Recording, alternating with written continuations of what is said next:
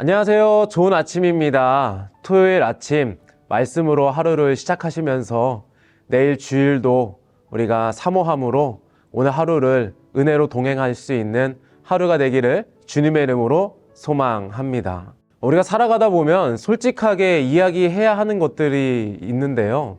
근데 또 그 솔직하게 이야기하는 것에 많은 부담을 가지는 직업이 있습니다. 바로 의사라는 직업이죠. 제가 대학 다닐 때 전도사님 한 분이 병원에서 검진을 받으셨는데 의사가 이렇게 이야기했다고 합니다. 당신 죽고 싶지 않으면 당장 살 빼야 합니다. 그만큼 위험한 상황이었기 때문에 의사가 강하게 이야기할 수밖에 없었던 거죠.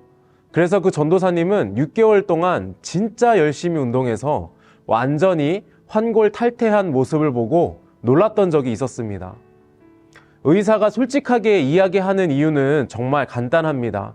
환자가 병명을 확실하게 알아야지 어떻게 대처할지 그리고 치료할지 안내해주고 그대로 할 수 있도록 도와줄 수 있기 때문입니다.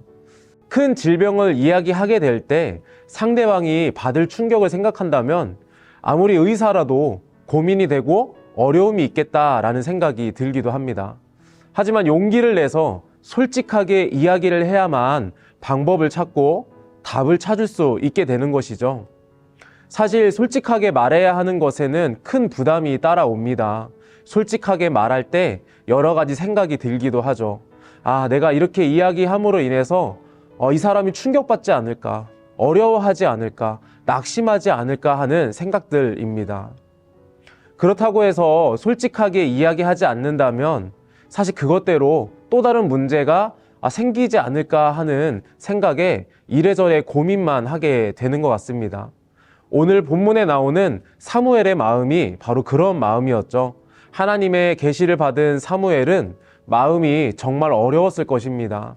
그 마음을 15절에서도 엘리 제사장에게 말하는 것을 두려워한다라고 직접적으로 표현해주고 있습니다. 15절 말씀이죠.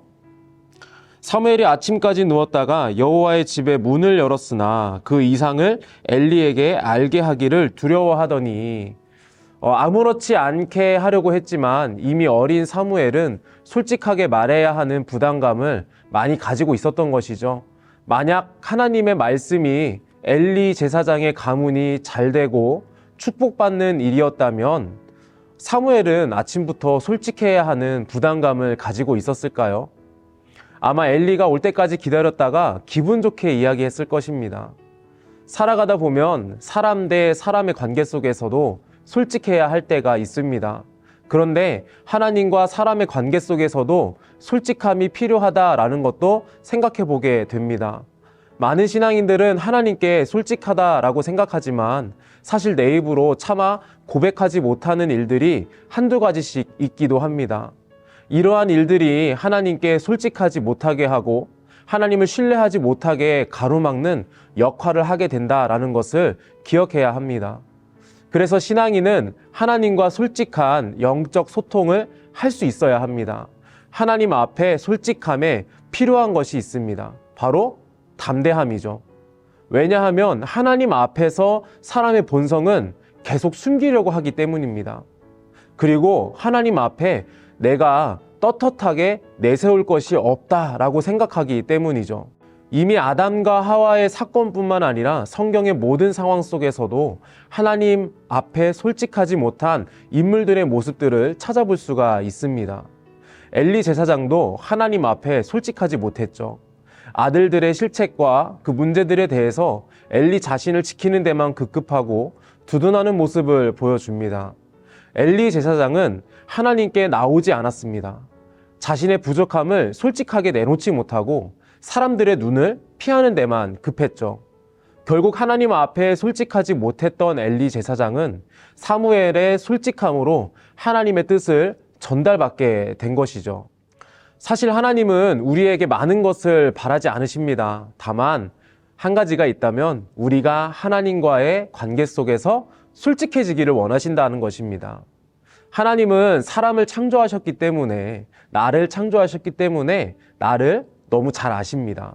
그리고 내가 하나님께 솔직하지 못할 것도 아십니다. 내가 무엇을 숨기는지도 아시고 솔직하지 못하는 이유도 아십니다. 그런데도 하나님은 왜 신앙인들이 하나님 안에서 솔직해지기를 원하시는 걸까요? 내가 하나님께 속한 자임을 인정하기를 원하시기 때문입니다. 하나님이 나의 도움이 되심을 인정하고 하나님을 찾기를 원하시기 때문이죠. 하나님께 솔직한 마음으로 나아간다는 것에 우리가 어려워하지 않았으면 좋겠습니다.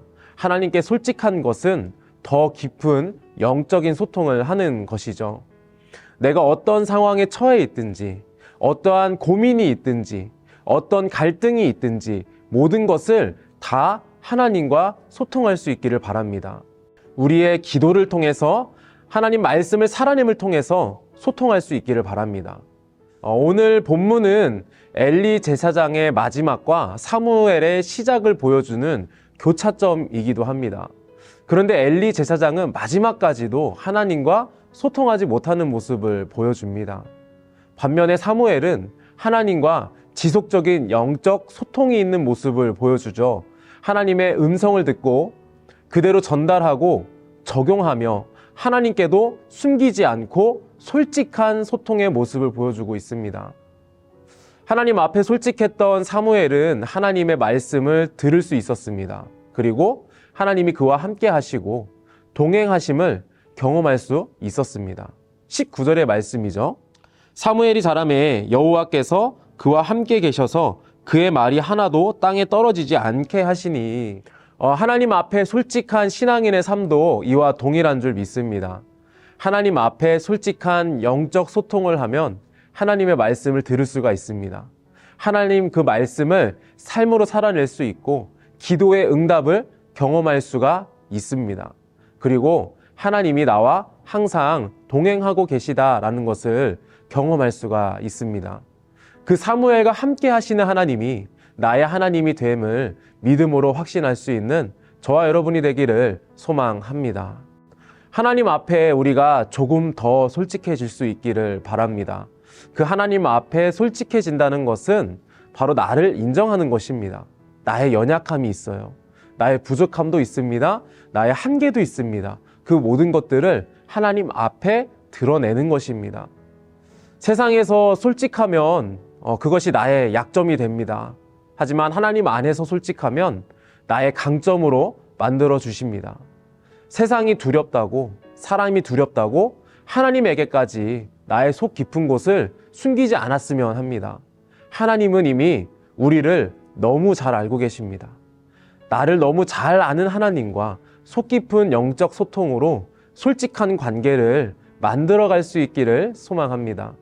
그러면 사무엘이 자라면서 하나님께서 함께 하시고 그가 했던 모든 그 고백과 삶의 과정이 하나님의 말씀과 그 뜻으로 인해 이루어진 것처럼 우리의 삶의 모든 상황 속에서도 하나님께서 동일하게 역사하실 줄 믿습니다. 그리고 그 하나님과의 솔직한 영적 소통의 관계가 결국에는 우리의 믿음을 살리는 역할을 하게 된다라는 그 믿음을 가질 수 있기를 바랍니다.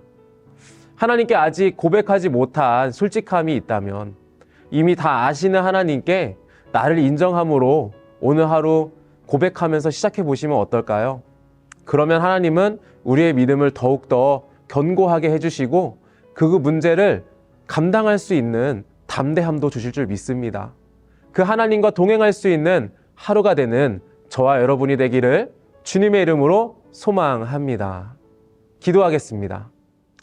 하나님 아버지, 우리가 함께 말씀을 나누었던 것처럼 엘리 제사장의 모습보다는 우리는 사무엘의 모습처럼 항상 하나님의 말씀을 가까이 하고 그 말씀을 우리가 삶으로 살아내면서 하나님과 함께 동행하는 온전한 믿음의 삶이 되기를 소망합니다. 여전히 하나님 앞에 미처 고백하지 못하고 또 마음속으로만 간직하고 있는 고백들이 있다면 오늘 하루 우리가 하나님 앞에 기도하면서 용기 내어서 솔직하게 고백할 수 있게 하시고 그 고백을 통하여서 우리의 삶 속에서 일하시고 또 기도로 응답하시고 말씀으로 살아내게 하시는 하나님을 경험하는 우리 꿈의 공동체가 되게 하여 주시옵소서. 예수님의 이름으로 기도합니다. 아멘.